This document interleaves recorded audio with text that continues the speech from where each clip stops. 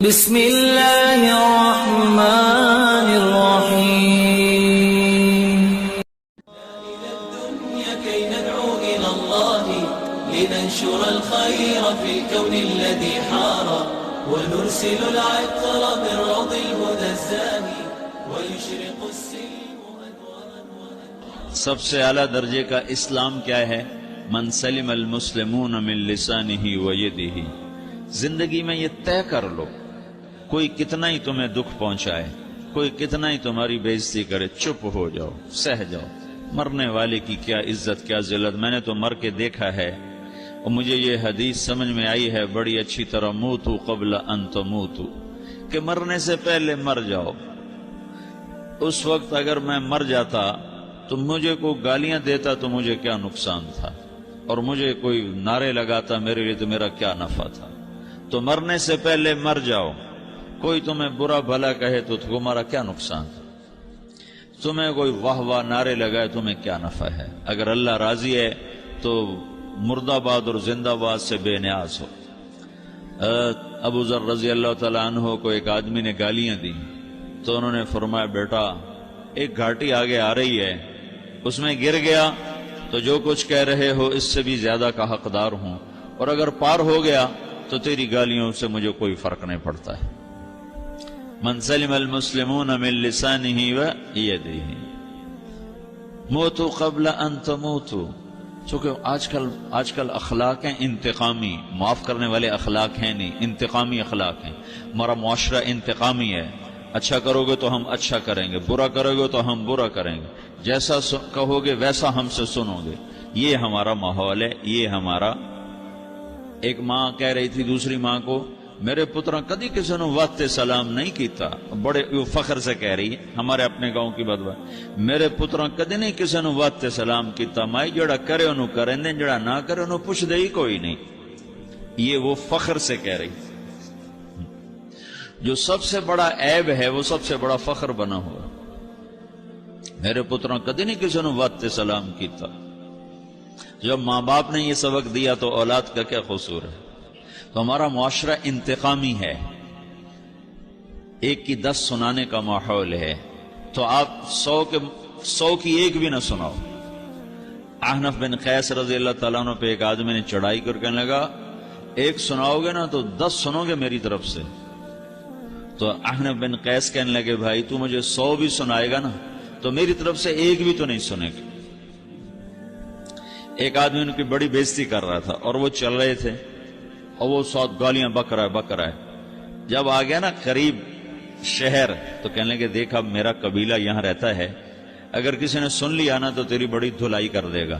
تو نے جو مجھے گالیاں دینی میں کھڑا ہوں یہیں تو دے لے، تو اپنا سارا زور پورا کر لے تاکہ آگے تجھے کوئی تکلیف نہ پہنچا دے میری وجہ سے. تو وہ پاؤں پہ گر کے معافی مانگنے لگا کہ واقعی تو بڑے حلم والا. وہ مشہور تھے اپنے حلم میں، بردباری، اور لوگ ان کا امتحان لینے آیا کرتے تھے کہ بھئی کوئی ہے جو احنف کو غصہ دلا دے. تو لوگ ناکام ہو جاتے تھے، ان کو غصہ نہیں آتا. ایسے ایک عرب سردار گزرا، معن بن زائدہ، وہ بھی اپنے حلم میں بڑے مشہور تھے. ایک دفعہ لوگوں میں شرط لگ گئی، بھئی کوئی ہے معن بن زائدہ کو غصہ دلائے تو ہم اس کو انعام دیں گے. تو ایک شاعر نے کہا، میں غصہ دلاتا ہوں، تم دیکھنا ایسے سیخ پا ہو جائے گا جیسے جانور. تو وہ چلا گیا اس کی مجلس میں، دربار لگا، عرب سردار تھا بہت بڑا، دربار لگا ہوا. تو کہتا، السلام علیکم. میں کہا، وعلیکم السلام. تو معن بن زائدہ پر ایک دور بڑے فقر کا گزرا تھا، پھر اللہ نے اس کو بہت بڑی سرداری دی. بنو عباس کا بہت بڑا یہ وزیر گورنر تھا. تو کہتا، اتذکر اذ لحافک جلد شاۃ فاذ نعلاک من جلد البعیر. کیوں بھائی تو یہ یاد ہے جب تیرا بستر بکری کی کھال تھا اور تیرے جوتے اونٹ کی کھال کے تھے؟ تو کہنے لگا، کیوں نہیں یاد، بھلا کوئی ماضی بھی بھولتا ہے.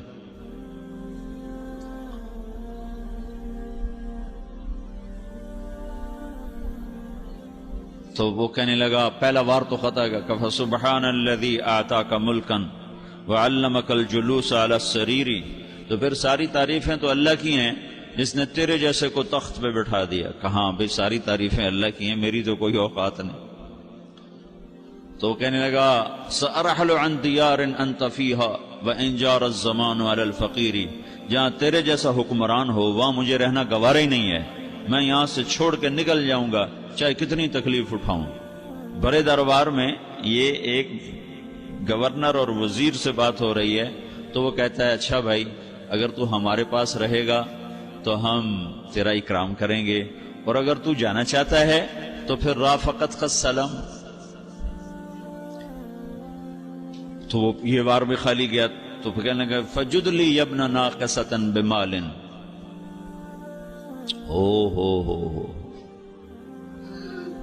او گندی ماں کے بیٹے مجھے کچھ عطا بھی کر، میں بغیر پیسے کے سفر کیسے کروں گا؟ عرب کو کسی کو بھی ماں کی گالی دے دینا اور پھر عرب سردار ہو۔ فجد لی یبن ناقصۃ بمال، بری ماں کے بیٹے مجھے کچھ پیسے بھی دے، میں نے جانا ہے۔ میں کہا بھائی اس کو 3000 دے دیا جائے۔ اللہ اکبر۔ تو کہنے لگا قلیل ما اعطیتنی وانی لاتمو منک فی الکثیر، یہ تو بہت تھوڑا تو نے دیا ہے، مجھے اور دے۔ کہا اچھا بھائی 3000 اور دے دو۔ تو وہ شاعر کی بھی آنکھیں پھٹ گئیں، کہنے لگا اب ٹھہر جا ٹھہر جا، اب میں تیری اصل تجھے بتاتا ہوں۔ سألت اللہ ان یبقیک ذخرا فما لک فی البریۃ من نذیر، میں اللہ سے دعا کرتا ہوں اللہ تیرے جیسوں کو سلامت رکھے، تیرے جیسا دنیا میں کسی ماں نے جنا ہی کوئی نہیں۔ فمنک الجود والافضال حقا وفضل یدیک کالبحر الغزیر، تو ہی سخی ہے، تو ہی کریم ہے، اور سمندر بھی تیری سخاوت کے آگے کچھ نہیں ہے۔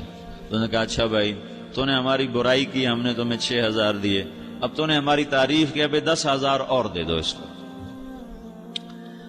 ہاں باتیں ہی رہ گئیں، باتیں ہی رہ گئیں۔ کہاں سے لائیں ایسے لوگ؟ ہمارا معاشرہ انتقامی ہے، بدلہ لینے کا ہے، بدلہ لینے کا۔ اس نے میرے ساتھ کیا، میں نے بھی کرنا ہے۔ تو اعلیٰ درجے کا اسلام یہ سکھا رہا نہیں چپ ہو جاؤ، سلامت بن جاؤ، سلامتی بن جاؤ، سلامتی کی علامت بن جاؤ۔ من سلم المسلمون من لسانہ ویدہ۔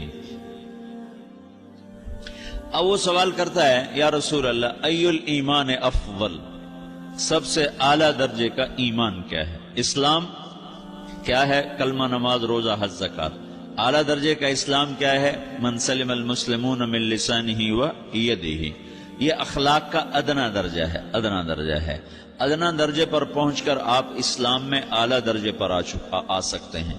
وہ سوال کرتا ہے ایمان کیا ہے؟ تو آپ نے کہا اللہ پر، فرشتوں پر، کتابوں پر، رسولوں پر، موت کے بعد کی زندگی پر، تقدیر پر۔ اب ایک اور سائل سوال کرتا ہے ای الایمان افضل، سب سے اعلیٰ درجے کا ایمان کیا ہے؟ تو آپ نے فرمایا حسن الاخلاق، اچھے اخلاق سب سے اعلیٰ درجے کا ایمان ہے۔ جو آدمی اسلام میں، جو آدمی اخلاق میں، جو مرد عورت اخلاق میں ادنا درجے پر ہوتا ہے وہ اسلام میں اعلیٰ درجے پر پہنچتا ہے۔ اب اگر وہ اخلاق میں اعلیٰ درجے پر آ جائے تو اب یہ کہاں پہنچے گا؟ اب یہ کہاں پہنچے گا؟ میرا نبی کہہ رہا ہے سب سے اعلیٰ درجے کا ایمان ہے حسن اخلاق، حسن اخلاق۔ ابو ہریرہ نے پوچھا یا رسول اللہ وما حسن الاخلاق، یہ بھی ایک اور حدیث ہے، یا رسول اللہ حسن اخلاق کیا چیز ہے؟ تو آپ نے 3 چیزیں فرمائیں، تصل من قطعک وتعطی من حرمک وتعفو عمن ظلمک، جو تم سے توڑے نہ تم اس سے جوڑو۔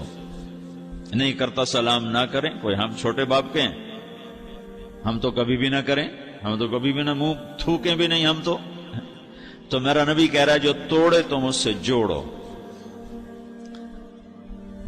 جو محروم کرے اس سے عطا کرو، جو زیادتی کرے اس سے درگزر کرو۔ یہ 3 کام جو عورت مرد کر لے گا یہ اخلاق کے اعلیٰ درجے میں ہے۔ جب یہ اخلاق کے اعلیٰ درجے پر پہنچتا ہے تو پھر میرا نبی کیا بشارت دیتا ہے؟ ادنا درجے پر پہنچ کر تو اعلیٰ مسلمان کی بشارت ہے، اور اخلاق میں اعلیٰ درجے پر پہنچ کر میرا نبی کہتا ہے کاد الحلیم ان یکون نبیا، اعلیٰ اخلاق والا